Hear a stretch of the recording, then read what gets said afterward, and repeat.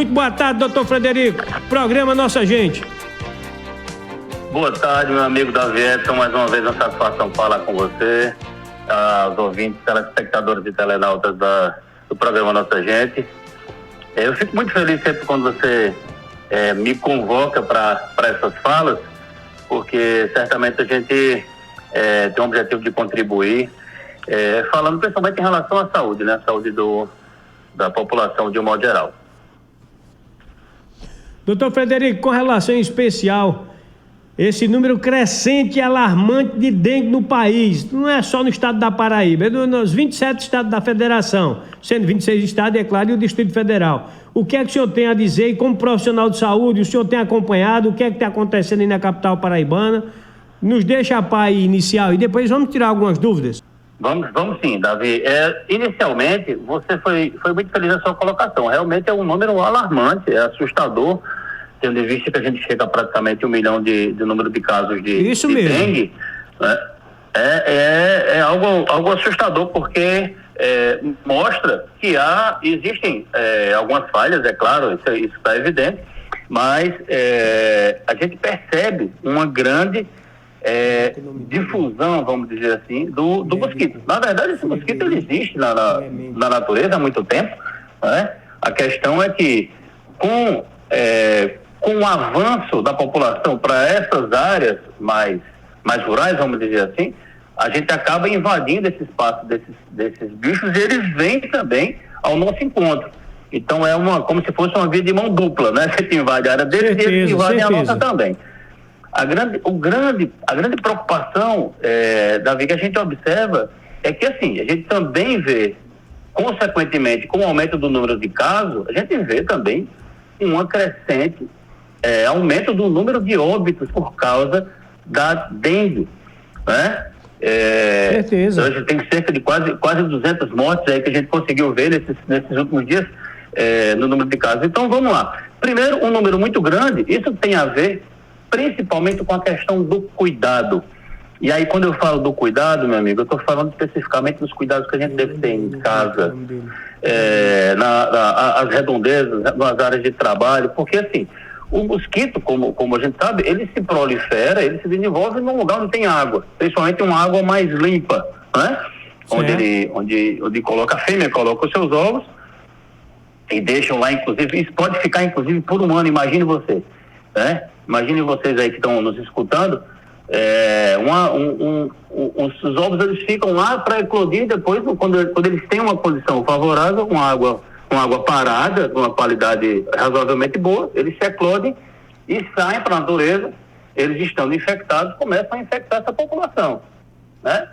E o que chama a atenção aí também é o seguinte, a gente está percebendo essa proliferação, então isso quer dizer que está faltando cuidado em relação à prevenção, tá? Isso é uma questão de saúde pública, a gente fala, e aí assim, entra governo estadual, entra governo municipal, entra governo federal, mas principalmente o cuidado com a população, né? A gente em casa tem que ter cuidado com a água parada, dar uma olhadinha nesses, se existem alguns lugares que podem ser propícios para o desenvolvimento e a proliferação do mosquito. E como você falou, é um problema, é um problema nacional, né? Problema nacional. E é uma responsabilidade de todos, né, doutor Frederico? Oi, pois não? E uma responsabilidade de todos, né? Sem dúvida, sem dúvida. Nesse caso, especificamente, Davi, a gente percebe que, assim, se nós fizermos o dever de casa, e aí você que é o meu vizinho também, né? A gente começa a ter o meu cuidado, eu tenho o meu cuidado, mas você também tem o cuidado, a gente vai ter uma diminuição crescente do número de casos, né? De dengue. Começa por nós. Certo. E aí, quando não se consegue isso, aí é onde entra também o serviço público, né? Onde entra os poderes públicos, na verdade, né? Sim. Tanto do município, onde na verdade onde tem a incidência maior, vamos dizer assim, né? O cuidado certo. Maior, porque somos nós, os municípios, que temos que ter esse tipo de cuidado. E aí as pessoas que estão prefeitos, aí os secretários, os agentes de comunidade de saúde, inclusive existem o pessoal que que está indo nas casas. Isso é um fato importante. As pessoas que estão indo nas casas para poder observar se tem os criadores, se existem os criadores de dengue, a proliferação do mosquito, para poder fazer esse cuidado, para fazer fazer o combate, né, usando os venenos, né, para poder dar esse suporte também, são fundamentais nesse combate ao mosquito.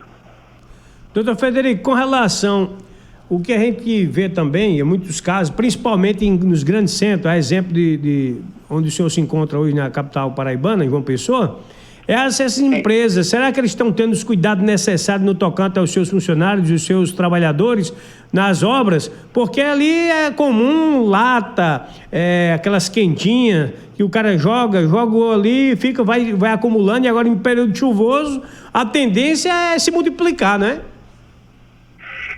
Sem dúvida. Aí eu volto ao ponto que a gente vai repetir muitas vezes. Existe uma questão tanto de cuidado como de educação, inclusive, né? Então, onde tem as quentinhas, onde tem as latas, onde tem tampas de garrafa PET, algumas garrafas que não são mais utilizadas que estão lá, se a gente coloca isso no lixo, já diminui bastante. Quando você joga na rua, então isso já é uma possibilidade. Com esse período chuvoso, a água limpa cai ali e pode ser um foco de proliferação do mosquito. Começa, sim, pela nossa educação de cuidado. E aí, vale a pena frisar isso porque as próprias empresas e o serviço público tem que ter um processo de que a gente chama de educação continuada. Você lembra uma época que se falava muito, aí há um tempo desse, a gente que passou por um sufoco muito grande na pandemia, se falava muito de lavar as mãos. Imagine você, isso é o básico, né? Me perguntaram aqui há poucos instantes. Davi, pergunta para o doutor Frederico Clemente se tem algo a ver para a gente aumentar ou voltar a usar o álcool em gel. Pergunte se tem alguma coisa a ver. Eu acredito que não, mas quem vai dizer é o doutor aqui, o profissional de saúde. Não, é uma pergunta interessante, mas assim, o fato do uso do álcool em gel é mais por uma questão de higiene das mãos mesmo. Mas nada como lavar as mãos com água e sabão, tá? Assim, o contato da lavagem com álcool em gel seria mais você tá fora de casa, alguma coisa nesse sentido. Mas do ponto de vista de dengue, não. O uso a prevenção da dengue seria evitar essa água parada e nesse período aí crítico também você fazer o uso de repelente, né? Seria uma boa solução para poder afastar esse mosquito. Seria uma das alternativas para o combate, né? Isso. Doutor Frederico, existe algum local específico na capital que atenda os acometidos ou os que estão confirmados um caso de dengue ou não? Aqui há como tem uma parceria interessante entre o município e o estado, né? Até pelo fato também de ser a capital, mas isso também isso se propaga por outros municípios também, mas a gente consegue ter os atendimentos tanto nas unidades básicas de saúde, e isso vale para os outros municípios também, nas UPAs, né? E nos hospitais de referência. Mas, entretanto, isso é um cuidado que deve ser, além de casa, onde tem os locais aqui, o paciente, quando ele precisa, ele vai para a unidade básica de saúde e nas UPAs ele consegue ter esse pronto atendimento, né? E já começa a fazer, a gente faz inicialmente o cuidado, porque o exame, na verdade, a detecção ela é clínica, né? Faz-se um exame de sangue para a gente ter uma confirmação, mas basicamente a comprovação do exame, a comprovação do diagnóstico, ele é feito clínico. Aqui no município tem sim como eu estava lhe falando, tanto das unidades básicas de saúde como também na unidade de pronto atendimento. Doutor Frederico, estamos conversando com o doutor Frederico Clemente, da capital paraibana, falando a respeito do assunto, o combate ao Aedes aegypti, o mosquito da dengue. Doutor Frederico, a respeito, a Secretaria de Saúde da Paraíba confirmou a segunda morte no estado. Vou repassar direitinho a informação. Após confirmar a segunda morte de dengue na Paraíba, no ano de 2024, a Secretaria de Saúde anuncia primeiro óbito por chikungunya. E veja bem, morreu confirmado por chikungunya e o acometido foi um homem que contava com idade de 57 anos, residia na cidade de Sapé, na Paraíba. Ao todo, até o momento, são 3 mortes por arboviroses este ano no estado da Paraíba. E conforme a SES, outros 4 óbitos estão em investigação. Esse caso específico da chikungunya, como tratar, como evitar? É o mesmo modus operandi do mosquito da dengue, doutor Freire?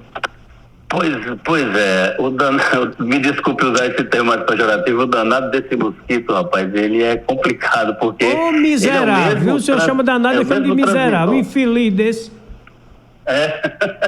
Verdade, isso é um infeliz mesmo, porque ele tanto transmite a zika, como a chikungunya, como a dengue, né? Mas é tudo é só um mosquito que faz tudo isso?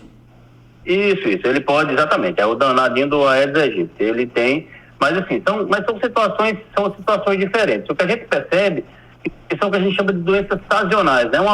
Há um período onde algumas doenças aparecem mais do que outras. Verdade. Especificamente nesse caso, nessa época do verão, a gente vai ter muito mais casos de dengue e eventualmente esses casos de chikungunya. A questão, assim, uma diferença básica em relação à chikungunya, Davi, é que a chikungunya tem uma característica por desenvolver, o paciente ele desenvolve muitas dores nas articulações e ela perdura por um tempo, tá? Então, assim, a gente ouviu falar, vou voltar de novo só para a gente relembrar. Lembra-se que a gente ouviu falar muito em Covid longa. Tratava da Covid, mas ficava com alguns sintomas por algum tempo. É verdade. É o que acontece com essa chikungunya. Então, a gente, quando está cometido com a chikungunya, ainda existe um período maior onde os sinais e sintomas eles permanecem por um tempo, principalmente as questões articulares. Então, quando se descobre, quando a Secretaria de Saúde do Estado comprova que tem já 2 óbitos por causa de dengue, mais esse óbito por causa de chikungunya, sem contar com os outros casos que estão sob suspeita, sob avaliação, né? Certo. Primeiro, que a gente tem que ter muito mais cuidado, e segundo, que a gente percebe que realmente a gente tem que cuidar, tem que ter a prevenção em relação a esse bendito desse inseto. Olha só, a chikungunya tem outra característica também. A chikungunya ela comete o corpo de uma forma mais sistêmica. O que é isso? Quando as pessoas, por exemplo, a pessoa que é mais obesa, que tem problemas cardíacos, tem problemas de pressão de um modo geral, então essas doenças elas começam a aparecer de forma mais efetiva. Então é como se estivesse potencializando esse tipo de patologia, entendeu? O senhor está coberto de razão, porque a gente está acompanhando aqui a matéria da CNN Nacional e está confirmando aqui que a matéria que em relação a esse caso do óbito desse cidadão de 57 anos aqui da Paraíba, ele justamente tinha comorbidade, ele lutava aí contra o pico de pressão, tomava vários medicamentos devido à sua pressão desde a dengue, desde a Covid, que vem oscilando. Aí, então, de fato, bate uma sua linha de raciocínio e pontuação. Isso, Então são essas situações que a gente tem que se cuidar. A gente vai sempre, acaba sempre achando um culpado, vamos dizer assim, né? A gente escuta muito, a gente pode dizer assim, a moto só quer uma desculpa, essas coisas todinhas. Mas se a gente se cuidar, né? Se a gente se cuidar, aí... então, assim, vamos fazer a nossa parte para evitar que ela ache uma desculpa na gente. Então, nesse caso, quando a pessoa tem essas comorbidades e adoece, né, como essas doenças sistêmicas, no caso como Covid, no caso como a chikungunya, potencializa. Então, a pessoa tem mais dificuldade para controlar a pressão, então pode ter um pico hipertensivo grande, pode virar um AVC, pode ter um outro tipo de sequela, pode romper um tipo de aneurisma. Então, são situações, podem ter vários outros problemas, né, que são causados porque a pessoa foi acometida pela doença, ela já tinha as comorbidades, já tinha alterações antes, e aí, quando foi infectado pela chikungunya ou pela dengue, acabou sendo potencializado. Então, a causa principal foi a dengue, ou no caso a chikungunya, mas as pessoas já tinham outros tipos de comorbidade, tá?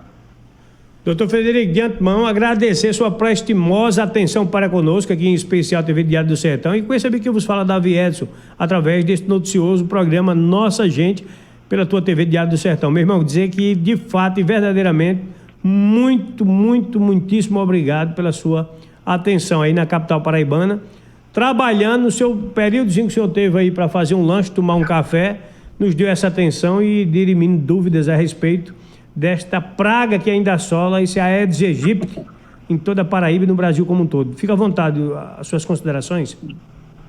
Davi, é uma satisfação muito grande. Eu já te disse outras vezes, quando você me chama, é uma convocação para mim. Então, eu fico muito feliz porque a gente conseguir procurar passar as informações, né, assim, que a gente consiga dirimir algumas dúvidas e falar sobre saúde, né? Nesse momento a gente está falando sobre doença, mas é importante a gente falar sobre saúde, falar sobre essas questões de prevenção, elas são fundamentais.